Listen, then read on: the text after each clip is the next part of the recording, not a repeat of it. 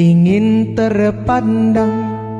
Jauhi kata tinggi melambung, jauhi sifat ayam di kandang.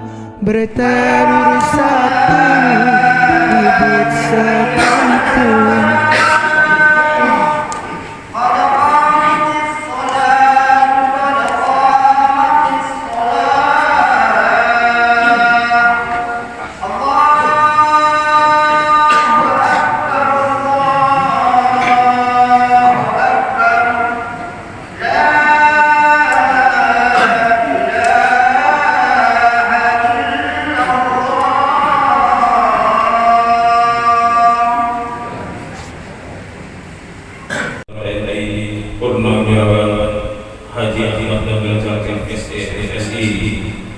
Yang terhormat Ketua Majelis Rapat Sumatera Utara Bapak Dr. Indonesia, yang terhormat Ketua Majelis Rapat Kabupaten Deli Serdang Buya Sidoros SPD MBA, dan yang terhormat jamaah muslimah majelis. Yang saya hormati pengurus Majelis Arafah Sumatera Utara Kabupaten Kota Medan, Binjai, Deli Serdang, wal khusus Kecamatan Tanjung Rawa yang dari saya sebutkan dan serta jemaah yang hadir dalam kesempatan ini. Dalam acara safari subuh di Masjid Al-Hidayah Tanjung Rawa, kami BKM Al-Hidayah Tanjung Rawa sangat mengucapkan terima kasih atas kehadiran para jamaah pejuang subuh.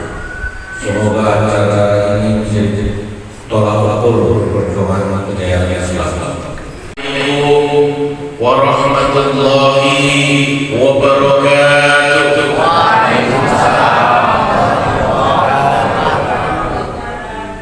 Jalan-jalan kota Batam.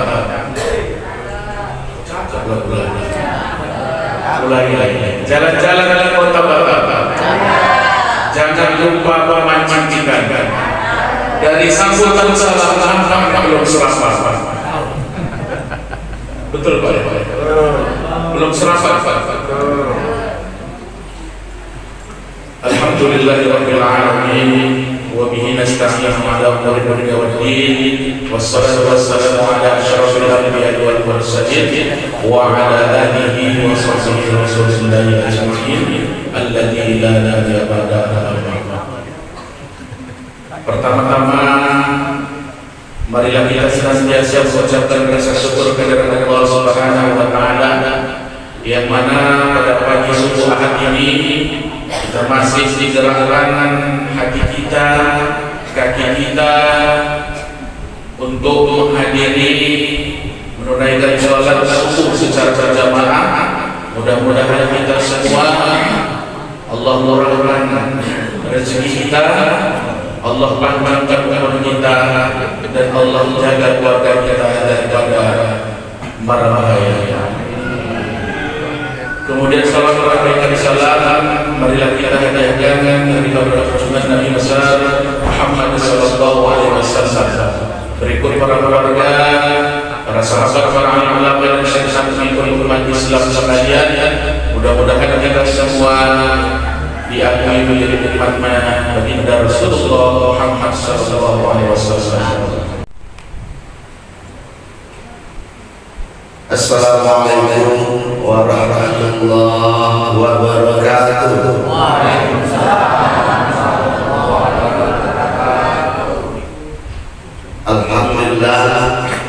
Alhamdulillahilladzi arsala rasulahu bil huda wa dinil haqq liyudhhirahu 'ala ad-dini wa kafa billahi shahida.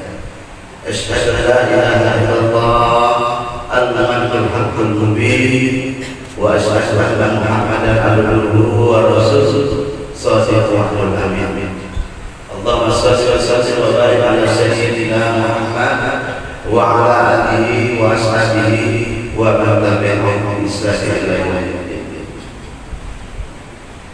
Yang pertama, hormat saya kepada Ketua Wilayah Al-Hidayah, Pak Ibu, saudara-saudara yang dimuliakan oleh Allah Subhanahu wa taala. Yang pertama, sebagai hamba Allah, mari bersama-sama kita berserah diri pada Allah Subhanahu wa taala. Mudah-mudahan selalu mendapatkan nikmat rahmat hidayah. Tentunya anugerah yang luar biasa diberikan kepada kita. Kita semua dalam keadaan sehat, kesehatan kita terjaga. Karena saya yakin kalau Bapak Ibu dalam keadaan sehat, saya yakin ada yang aman. Kalau lelah batuk-batuk, datang kemari nggak usah. Kalau lagi musimnya meleleh, nggak usah. Di rumah aja tidur. Mau saya dipaksakan, kasihan ini pengurus masjid, sibuk mengurusin masjid, membersihkan masjid, imusnya meleleh, datang ke masjid, kan? Kebersihan segala harus dijaga untuk pengurus masjid. Berikutnya, salam saya sampaikan kepada Allah Nabi besar Muhammad sallallahu alaihi wasallam yang hari ini kita sudah mendapatkan sebuah ilmu yang luar biasa yang diberikan oleh Rasulullah kepada kita untuk kita bawa nanti ke tempat yang paling abadi. Bapak Ibu, hari ini kita bisa melihat bahwa ini masih Muharram, 22 Muharram. Kalau berbicara persoalan hijrah itu harus berpindah dalam secara fisik dari Medan dan datang ke Tanjung Merawa, namanya hijrah. Kami berpindah secara fisik. Oleh karena itu bapak-bapak, saudara-saudara, ibu-ibu yang dimuliakan oleh Allah Subhanahu wa taala, kalau kita kembali melihat kondisi dan keadaan negara kita ini, maka betullah apa yang dikatakan oleh Rasulullah. Prediksi Rasulullah itu sangat tepat bahwa nanti suatu saat akan datang tahun-tahun penuh dengan kedustaan. Bapak Ibu sekalian, yang saya sampaikan adalah pengelolaan masjid harus kita mulai dengan keikhlasan. Ya, intinya dengan keikhlasan. Kalau kita masih berharap terutama dari sisi sendiri, itu tidak akan jadi. Pertanyaannya, kenapa masjid Jogokarya punya itu 0 ya, mereka begitu dapat habis bisa habis.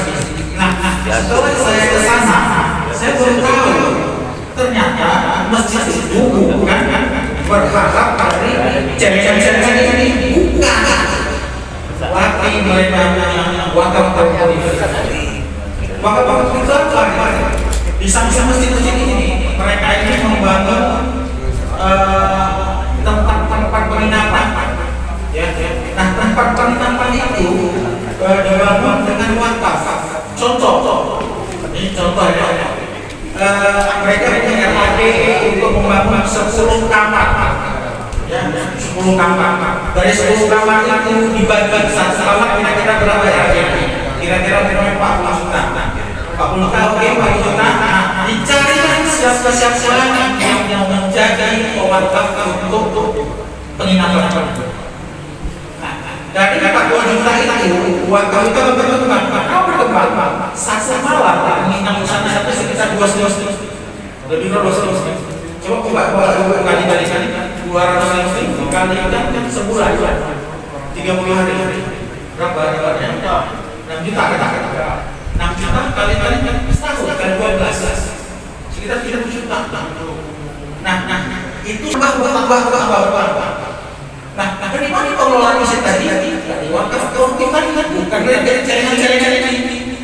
Jaringan ini hanya untuk kegiatan rutin ada di masjid. Contoh, untuk bayar imam, marbuk, jumlah pegawai jumlahnya 20 orang. Relawan 1 150 orang. Kalau masjid 150 orang tidak dibayar. Namanya adalah.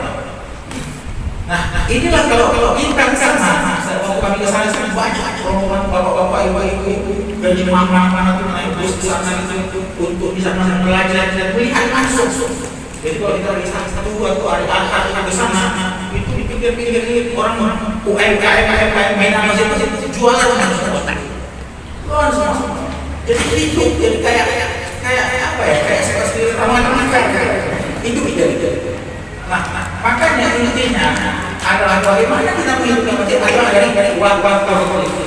Nanti kalau gitu ada Pak Dr. Ruslan yang akan menyampaikan karena itu baru bagi bertiga Pak Saladi belum nampak.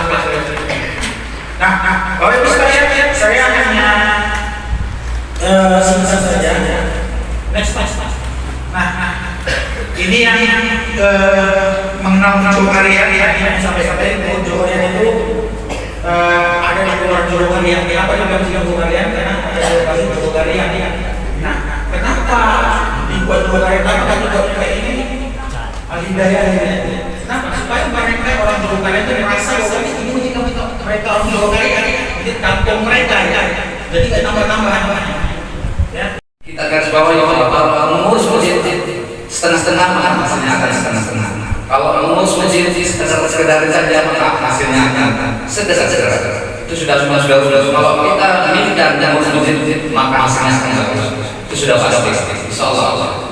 Usaha tidak akan kemudian hasil.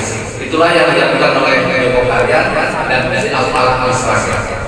Dua masjid ini masjidnya sama rata, tapi ada dua perbedaan masjid ini. Kalau masjid Joko Karyan itu jemaahnya ada di sekitar masjid. Jadi satu hari itu 100-an orang yang sholat. Saya lihat pagi-pagi saya bersama Pak Jul bersama Pak Saladi sama Pak Jenderal. Banyak sekali khusus yang takbir khusus sholat, sehingga sholat subuh itu lebih ramai daripada sholat itu sampai dan. Jadi jemaah di Joko Karyan itu banyak jemaahnya. Tetapi kalau di Masjid Al-Falah nggak ada jemaah tetap. Jemaah maksudnya jemaah tempatan itu tidak ada, jauh sekali. Jaraknya sekitar 10 km dari tapi masjid ramai juga. Kalau banyak jemaah banyak masuk masjid itu sudah lumrah ya. Kita mengandalkan kota kita nolkan hari ini, kalau besok datanya tidak ada uang yang masuk nanti bayar SPP ada bisa kita bayar. Tapi di Joko Karyan dia satu nol, nanti tanggal 1 sudah masuk uang uang dari perkebunannya, uang dari uang itu sudah masuk sudah tahu dia. Nah itulah istilah satu kas harus nol. Hati-hati ya Bapak Ibu sekalian. Kalau masih bisa kita nolkan, minggu depan tidak ada uang, itu tidak bisa. Makanya masjid itu harus mandiri, harus punya wakaf produktif. Dan saya sudah pantun tadi. Wakaf produktif secara singkat ini. Kita ada wakaf angin. Kita juga ada wakaf mimbar dan sebagainya. Itu wakaf juga ya. Tapi yang dikatakan wakaf produktif adalah apa yang kita wakafkan. Wakaf itu menghasilkan uang. Misalnya saya mau wakaf di Joko Karyan ada jadwalnya itu ada berapa kamar. Saya mau wakafkan satu kamar ini saya buat hotel. Saya kasih kamar yang baru, spring bed, saya baru. Itu wakaf produktif karena nanti hotelnya kan disewa orang. Jadi wakaf kita itu bermanfaat bagi masjid karena dia akan menghasilkan uang. Jadi wakaf itu wakaf yang menghasilkan uang. Misalnya membuat usaha kuliner kan? Itu wakaf produktif. Nanti kan ada hasil jualannya. Itulah wakaf produktif. Di Joko Karyan itu ada hotel, ada kuliner, ada ladang misalnya sawah ya. Ada sawahnya juga, ada dekor. Semua wakaf itu wakaf yang menghasilkan uang. Tidak wakaf yang pasif, tapi semua wakaf bagus ya. Saya tidak bisa menjelaskan kalau salah maksud ya. Wakaf itu adalah wakaf yang menghasilkan uang.